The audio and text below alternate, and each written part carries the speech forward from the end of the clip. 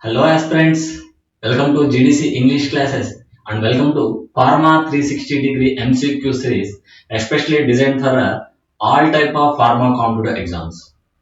So first thing is that everyone needs success, but success needs attention, determination, passion as well as hard work. So telling these words is very easy, including me also. So even yes, I took this part of MCQs in explanation of detailed manner. But I need some determination. Yes, I have to study MCQ clearly. I have to understand MCQ clearly. I have to deliver my concept and basic to you in clearly. For that purpose, definitely I need hard work. More than that, I need smart work. How to express my content to you. Yes, everyone needs success, but success needs passion, determination, hard work, including smart work also. So you already chosen GDC, so you know how to smart work, and definitely we do hard work for you. So be passionate, be determined for yourself because we have to believe ourselves first. Yes, I can do. I will do. I am ready to do. So, oh nature, please, the nature, give the things. I need this.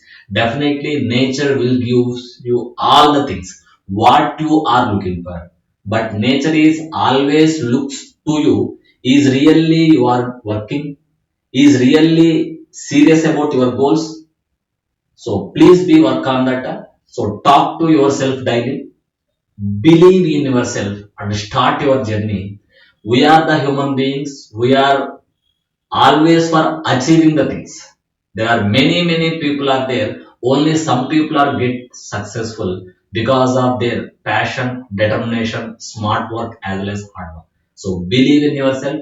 Talk to yourself daily by seeing in the mirror. So let's go into the session with energy. So discussion on MCQs of ANS part 3.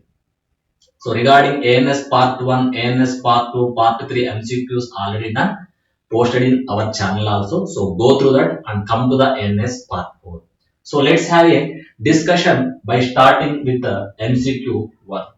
So what is the MCQ given here? So all of the following drugs are clinically used in myasthenia gravis except. What is myasthenia gravis? Myasthenia gravis is a muscle weakness because of decreasing skeletal muscle function. Because myasthenia gravis is an autoimmune disease, the condition in which our own immune system destructs NM receptors present on the skeletal muscle. Destructs NM receptors present on the skeletal muscle. If there is a no NM, nicotinic muscle type of receptors on the skeletal muscle, no binding of acetylcholine, then no binding of acetylcholine, no muscle contraction, skeletal muscle contraction. So options like neostigmine, edrophonium, pyridostigmine, pilocarpine. So all of the following drugs are used in myasthenia gravis. Exception will goes to the pilocarpine. Pilocarpine is naturally from the Pilocarpus jaborandi, and especially the pilocarpine is a parasymptomimetic, directly acting parasymptomimetic. It helps in the treatment of glaucoma by causing meiosis, constriction of pupil of eye, meiosis. And coming to neostigmine, yes, neostigmine useful in myasthenia gravis. It can directly stimulate the NM receptors, and edrophonium is like a diagnostic agent, reduce the symptoms and increase the quality of the patient in myasthenia gravis treatment. Pyridostigmine, a stigmine category, helps in the treatment of myasthenia gravis. Okay. This is the answer is simply pilocarpine from the natural source. Pilocarpine imidazole nucleus containing alkaloid, biosynthesis from the amino acid histidine. Okay. Next MCQ. So answer is the pilocarpine. And the next MCQ is the anti-choline esterase drugs are useful in Alzheimer's disease. Anti-choline esterase. Nothing but the drugs inhibit acetylcholine esterase enzyme. Acetylcholine esterase is the enzyme. It is responsible for metabolism of acetylcholine and decrease the levels of acetylcholine. Decreasing acetylcholine levels in the CNS, especially brain, it leads to development of Alzheimer's disease characterized by dementia, loss of memory, lack of intellectual thinking, lack of logical thinking, and he unable to recollect the things, what he is doing, where he kept it, the things like that. Many things are interlinked with our learning, memory, etc. So drugs like rivastigmine, donepezil, peridostigmine, as well as galantamine. So the anticholinergic drugs used in Alzheimer's disease except the exception will goes to the peridostigmine, rivastigmine, donepezil, galantamine for treatment of Alzheimer's disease. Alzheimer's is a neurodegenerative disease due to decreasing acetylcholine, cholinergic neuron function in the brain, especially cerebral cortex. The answer is peridostigmine. Next. The question is here simply, timolol reduces the intraocular pressure. So what is the need to reduce intraocular pressure? Generally, glaucoma is also known as ocular hypertension.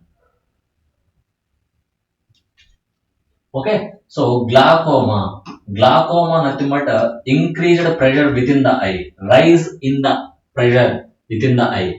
That is increased intraocular pressure. And so this glaucoma, also known as ocular hypertension, excess pressure in the eye due to excess production of aqueous humor. So timolol reduces intraocular pressure. It helps in the treatment of glaucoma by reducing aqueous humor secretion, producing meiosis, producing mydriasis, constrict the ciliary blood vessels. Especially it reduces the formation of aqueous humor. Parasympathetic like acetylcholine related drug they produce meiosis, but timolol is a beta blocker. Especially it reduces the aqueous humor formation. It reduces aqueous humor formation. Option A is the answer. Next. Alzheimer's disease is the most common form of malnutrition, dementia, fatigue, psychosis. So psychosis nothing but also known as schizophrenia. The psychosis is also a psychological disorder because of excess dopamine in the brain. So fatigue nothing but exhaustion, loss of energy. And dementia nothing but lack of memory, loss of memory. And malnutrition is nothing but nutritional imbalance. So simply you know that Alzheimer's disease is interlinked with the dementia. And Alzheimer's disease is a neurodegenerative disease due to decreasing acetylcholine function in the brain, especially decreasing M1 receptor functions in the brain. Type 1 muscarinic receptor function in the brain. Answer is the dementia. Next. Which of the following rate limiting step in the synthesis of catecholamines? Conversion of dopa to dopamine by dopa decarboxylase, conversion of tyrosine to L-dopa in presence of enzyme tyrosine hydroxylase, conversion of dopamine to noradrenaline by dopamine beta hydroxylase, conversion of noradrenaline to adrenaline by N-methyltransferase. So conversion of noradrenaline to adrenaline takes place in the adrenal gland. But here talking about rate limiting step.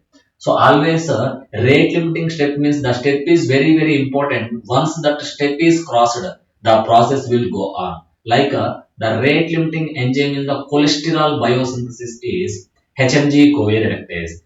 If inhibition of HMG-CoA reductase enzyme decrease the cholesterol biosynthesis and helps in the treatment of lipid related disorders. Like here also conversion of tyrosine to L-dopa in presence of tyrosine hydroxylase is a rate limiting step, and tyrosine hydroxylase is a rate limiting enzyme involves in catecholamine biosynthesis. If this enzyme inhibited, no conversion of tyrosine to L-dopa, then no L-dopa to dopamine, no dopamine to noradrenaline, no noradrenaline to adrenaline, no catecholamine biosynthesis.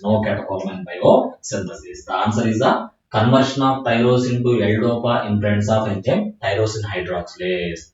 It is a rate limiting step and the rate limiting enzyme is a tyrosine hydroxylase. Answer is the option B. Answer is option B. Next. Next question. Which of the following is exogenous catecholamine? So catecholamine. I hope you know that. So catecholamine. So catecholamine is a common nucleus present in the adrenaline, noradrenaline as well as dopamine. So this is the catechol. So this is the catechol. This is the amine. And generally you know that this is the phenylethylamine. Phenylethylamine. So and the catechol amine. Catecholamine, agnaline, noradrenaline, dopamine. And this catecholamine also known as monoamines. They commonly contain a single amine functional group. And here this adrenaline, noradrenaline, dopamine, these are the endogenous catecholamines present in the body. These catecholamines are polar nature because of two OH groups. These catecholamines are orally not having good absorption. These catecholamines unable to cross blood-brain barrier because blood-brain barrier allows lipophilic only. But these are polar in nature. So brain have to synthesize their own dopamine, adrenaline, noradrenaline. Okay, and among this exogenous, so dopamine in the body, dopamine, amphetamine, ephedrine. Ephedrine is a generally, it is also symptomatic, and amphetamine is a CNS stimulant, and dopamine. So dopamine is containing catechol system. There is a no catechol system in ephedrine, no catechol system in amphetamine. Catechol system present in dopamine, but dopamine is endogenous, present in the body, but exogenous catecholamine, dopamine. Dopamine is like a two molecules of dopamine. It containing catechol nucleus, but it is a drug taking outside from the body, exogenous catecholamine. Okay, I hope you are getting my points. If anything is there regarding my way of teaching, so let me know. Definitely, I will take it as a element, metal as well as energy, and definitely I will rectify in the form of positive energy. So your feedback is very important to us. Okay, and our main thing to utmost importance to students only. If students are happy, that is the most satisfactory thing for a faculty in the teaching. Definitely, we know that without hesitation, definitely money gives the energy 100%. If more money is coming, but no self satisfaction, definitely there is no satisfaction. But self satisfaction is always in our job. That is, yes, we need feedback from the opposite person who are hearing to us. Okay. Next, the most efficacious inhibitor of catecholamine synthesis in the body. So, the most efficacy nothing but pharmacological activity. The most efficacious inhibitor of catecholamine synthesis in the body. So, which one can effectively inhibit the catecholamine synthesis in the body? Alpha methyl parathyrosin, alpha methyl dopa, alpha methyl norepinephrine, thyrogalol. So, alpha methyl parathyrosin. Answer is the alpha methyl parathyrosin. Nothing but metyrosine. Metyrosine. Nothing but metyrosine. Wait a minute. metyrosine. Metyrosine, alpha methyl parathyrosin. Metyrosine inhibits rate limiting step, that is prevent the conversion of tyrosine to L-dopa by inhibit the tyrosine hydroxylase enzyme. Tyrosine hydroxylase enzyme, and it can effectively interfere with the catecholamine biosynthesis. If catecholamine biosynthesis reduces means decrease in noradrenaline, dopamine, adrenaline synthesis in the body. Next question. Which of the following is an inhibition of reuptake of noradrenaline? Which of the following is an inhibition of reuptake of noradrenaline? So here, reuptake inhibition is one of the common and important mechanism observed in case of antidepressant. Antidepressants are the drugs, they helps in the treatment of depression by increasing the neurotransmitter levels in the brain by interfering with the reuptake mechanism. Let's have a look on the reuptake mechanism. So this is the pre-synapse and this is the post-synapse. Generally, a neurotransmitter synthesized that should be stored in the synaptic vesicle. Synaptic vesicle. When there is a need, this neurotransmitter released from presynaptic neuron to postsynaptic neuron to show its action. Because here there is a receptor, it binds to the receptor and shows the action. So neurotransmitter is synthesized, stored. When it is required, it released from the pre-synapse to post-synapse. Once the neurotransmitter action completed, this neurotransmitter may be metabolized, this neurotransmitter may be again reuptake into the synaptic vesicle for the storage purpose, for the protection purpose. But the main thing in the depression, there is a decreased dopamine, serotonin, noradrenaline levels. So in the depression treatment, we have to maintain more amount of dopamine, noradrenaline, serotonin at the post synapse to make patient divide of the depression. Depression is because of decreasing these levels. That's why antidepressants will increase the these substance levels in the post synapse for depression patient. So what antidepressants are doing? So in the antidepressants there is a tricyclic antidepressants are there, selective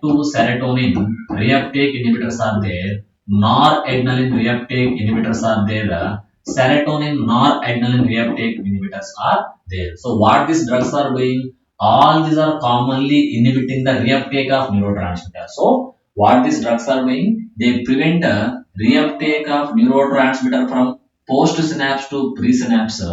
So they inhibiting this step, inhibiting this reuptake mechanism. By inhibition of this reuptake mechanism, these drugs maintaining more levels of neurotransmitter at the post synapse and helps in the treatment of depression.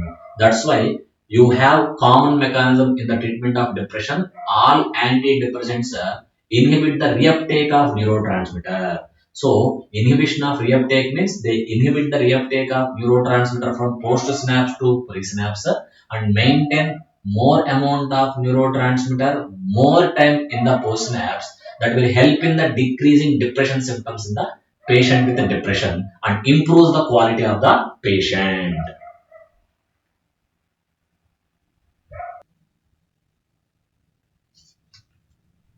Okay, so here the question they asked simply, which of the following is inhibition of reuptake of noradrenaline? So there is a disulfiram. Generally, disulfiram prevent conversion of dopamine to noradrenaline in the presynaptic vesicles. Cocaine, yes, cocaine is generally CNS stimulant. It is a local anesthetic and it acts as a CNS stimulant by inhibit the reuptake of neurotransmitter from postsynapse to presynapse and increase the levels of noradrenaline and produce CNS stimulation. Brachydium, adrenergic neuron blocker, decrease the release of noradrenaline from presynapse to postsynapse. Carbidopa is a drug combined along with levodopa to improve bioavailability of levodopa. And levodopa is a drug of choice for treatment of Parkinsonism. If the answer is cocaine, cocaine is a reuptake inhibitor of noradrenaline. It increases the levels of noradrenaline in the postsynapse, in the brain especially as a CNS stimulant. But cocaine is not preferred because of it is a addictive drug. So the answer is simply cocaine. Next, alpha 1 receptors present in alpha 1 receptors present in the heart. Generally, heart containing beta 1 adrenergic receptor, M2 cholinergic receptor. Eye, JG cells, juxtaglomerular cells, all of this. Generally, eye containing alpha 1 receptors. Regarding sympathetic nervous system, eye containing alpha 1 receptor, and even JG cells, juxtaglomerular cells of the kidney containing type 1 beta receptors, beta 1 adrenergic receptors. Next, beta 2. Beta 2 receptors present in the blood vessels, uterus, liver, all of this. Generally, beta 2 receptors present in the most of the smooth muscles. Most of the smooth muscles generally they containing beta 2 receptor, beta 2 adrenergic receptor, alpha adrenergic, beta adrenergic receptors are there. Both are belongs to G protein coupled receptor. The question is simple and answer is simple. Beta 2 receptors having location all these parts of the body mentioned here. Next. How is Alzheimer's disease is diagnosed? So as you know again, the Alzheimer's disease is a neurodegenerative disease because of decreasing acetylcholine function in the central nervous system, especially cerebral cortex. Decreasing acetylcholine levels that characterized by dementia, lack of memory, lack of cognitive skills, lack of intellectual skills, lack of thinking skills, logical skills. Okay, so mental status test, blood test, neurological test, all of this above. So generally, yes, Alzheimer's can be diagnosed by using all these methods. So mental status can be yes due to lack of his cognitive skills. Blood test can determine and the neurological test. All of this is answer for diagnosis of Alzheimer's disease. Next, physiologically, what happens to the brain as Alzheimer's disease progress? Alzheimer's disease is progress. So, physically, what happens to the brain as Alzheimer's disease progress? Tissue swells, fluid collection, many cells die, brainstem atrophies, especially neurodegeneration. Loss of neuron function is characteristic of neurodegenerative disease like Alzheimer's disease, Parkinson's disease, and other neurodegenerative disease. Generally, there is a neuron death will occur. Death of the neurons will occur. So many cells will die. So especially for treatment of Alzheimer's disease, there should be a using of drugs. They should increase the acetylcholine in the brain. Increasing acetylcholine will reduce the symptoms of Alzheimer's disease. Reduce the symptoms of Alzheimer's disease. Next question. Drugs used in ameliorative test for myasthenia gravis. Amelioration, reduction of the symptoms, reducing the severity of the myasthenia gravis, increasing the quality of patient in myasthenia gravis. So like physostigmine, edrophonium, tacrino, pyridostigmine. So edrophonium is like a rapid onset of action and short duration, shows action rapidly and eliminate from the body rapidly. Rapid induction, rapid elimination. So this is a drug known as diagnostic agent for myasthenia gravis, and it is also used to reduce the symptoms and severity of myasthenia gravis. Edrophonium is comes under indirectly acting parasympathetic, increasing levels of acetylcholine by inhibits its degradation, that is by acetylcholine esterase enzyme. Edrophonium is an inhibitor of acetylcholine esterase enzyme. If acetylcholine esterase enzyme was inhibited, no metabolism of acetylcholine, increasing acetylcholine levels is essential in the brain to help in the reduction of symptoms in Alzheimer's disease. So the answer is simply edrophonium is a ameliorative drug for testing myasthenia gravis. Myasthenia gravis is an autoimmune disorder of our skeletal muscle. Our own immune system produces antibodies. That antibodies destructs NM receptors present on skeletal muscle and make the skeletal muscle become weak, fatigue, paralyzed. A drug that is useful in glaucoma and high altitude sickness. So here the drug is used in treatment of glaucoma. Glaucoma nothing but ocular hypertension. Increased pressure within the blood vessel, blood pressure, hypertension. And ocular hypertension means increasing the aqueous humor pressure in the eye, ocular hypertension. So that is glaucoma. So in the glaucoma there is a excess pressure in the eye. This excess pressure may damage the optic nerve and damage our vision. Okay. So and apart from treatment of glaucoma, the drug also used in altitude sickness. So sometimes if you reach some higher heights in the form of plane or if you are climbing like trekking, etc. So if you are going to the high altitudes, there is a hypoxia, saturation of our blood oxygen, that is known as high altitude sickness. For the treatment, options like acetazolamide, one of the diuretic as a carbonic anhydrase inhibitor, amiloride, a potassium sparing diuretic, interfere with the sodium channels on renal membrane, and demiclocycline like tetracycline, and desmopressin. Desmopressin is a vasopressin derivative. Vasopressin also known as antidiuretic hormone, and this vasopressin produced from the posterior pituitary hormone like oxytocin, posterior pituitary gland.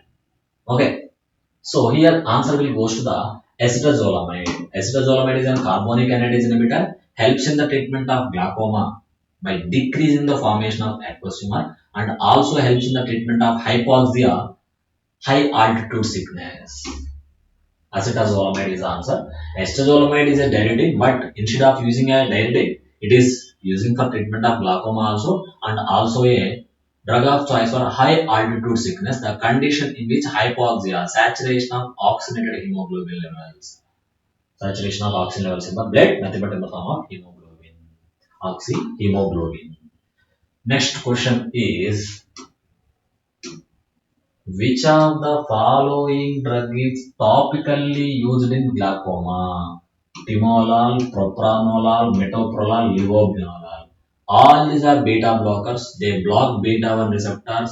Also, non-selectively may block other beta receptors. So, timolol is a common drug for treatment of glaucoma through the topical route of administration. Through the topical route of administration. Okay. And as you know that propranolol is a non-selective beta blocker. It may block beta 2 receptors on the lungs. So don't take the person having asthma. Metoprolol is a selective beta blocker. Metoprolol is a selective beta blocker. Answer is timolol used topically for treatment of glaucoma. Next question is, name the myotics which is used in the treatment of glaucoma by increasing the aqueous outflow. Name the myotic. Myotics nothing but they causes constriction of pupil of eye. So myotics nothing but they causes constriction of pupil of eye. When pupil constricted, the excess aqueous humor present in the eye will come out. That is the treatment for glaucoma. So name the myotic drug which is used in the treatment of glaucoma by increasing the aqueous outflow. So simply options like physostigmine, timolol, acetazolamide. Acetazolamide carbonic anhydrase inhibitor, timolol beta blocker for treatment of glaucoma. Physostigmine a parasympathomimic, it is a myotic, helps in the treatment of glaucoma. They asked for myotic. Myotic shows action like acetylcholine, that is parasympathomimic. Parasympathomimic constrict the pupil of eye. Timolol a beta blocker, not a parasympathomimic. Acetazolamide is a carbonic anhydrase inhibitor. It is also not a parasympathetic. You have to read the question and you have to understand. So here they simply asked about a myotic. They asked about a myotic. Okay. So myotic nothing but a parasympathomimetic causes meiosis, constriction of pupil of eye. Timolol beta blocker and acetazolamide is a carbonic anhydrase inhibitor, generally diuretic, but treatment for glaucoma also, but not a parasymptomatic, not a myotic. So the answer is simply physostigmine. Physostigmine is a natural alkaloid, chemically indole alkaloid. Indole alkaloids biosynthesis from amino acid tryptophan. Okay. And physostigmine family Leguminosae, and physostigmine is naturally from the biological source Physostigma venenosum. And chemical constraint physostigmine, a parasympathomimetic, helps in the treatment of glaucoma, helps in the treatment of Alzheimer's, helps in the treatment of myasthenia gravis. It is a parasympathomimetic simply. Okay. Next. The next question is, name the drug used in the treatment of glaucoma by increasing the uveosacral outflow. Latanoprost, pilocarpine, dipivafrin, all of them. Dipivafrin is a prodrug of epinephrine. Pilocarpine, it is for treatment of glaucoma. It is a myotic parasympathomimetic. And latanoprost is a prostaglandin derivative. It helps in the treatment of glaucoma, acts by increasing uveosacral outflow and decrease the aqueous humor in the eye, helps in the treatment of glaucoma. Latanoprost, a prostaglandin derivative. Next, mechanism of action of memantine in Alzheimer's disease. Blockade of NMDA receptor, blockade of GABA receptor, blockade of muscarinic receptor, blockade of dopamine receptor. So there are 5 types of dopamine receptors in the body, all are belong to G protein coupled receptor. 5 types of muscarinic receptors, all are belong to G protein coupled receptor. 3 types of GABA receptor like A, B, C. GABA B belongs to G protein coupled receptor, GABA A, GABA C ion channel receptor. And NMDA receptor comes under glutamate inotropic. Glutamate metabotropic means G protein, glutamate inotropic means ion channel receptor. So memantine is a drug of choice for treatment of Alzheimer's. It acts by interfere with function of NMDA. Generally, NMDA NMDA full form, I hope you know that N-methyl D-aspartate. N-methyl D-aspartate, a subtype of receptor of glutamate ion channel. So, excess stimulation of this NMDA receptors in the brain may causes neurodegeneration, especially neurodegeneration of cholinergic neurons, neurodegeneration of or degeneration of cholinergic neurons in the brain develops Alzheimer's disease. So, to interfere with degeneration of neurons by this NMDA, our memantine interfere with NMDA function, decrease the NMDA excess function in Alzheimer's disease, and helps in the treatment of Alzheimer's disease. Memantine, drug for treatment of Alzheimer's, it acts by blocking NMDA function in the brain.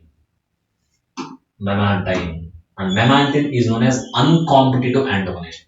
Competitive antagonist, non-competitive antagonist, uncompetitive antagonist, memantine.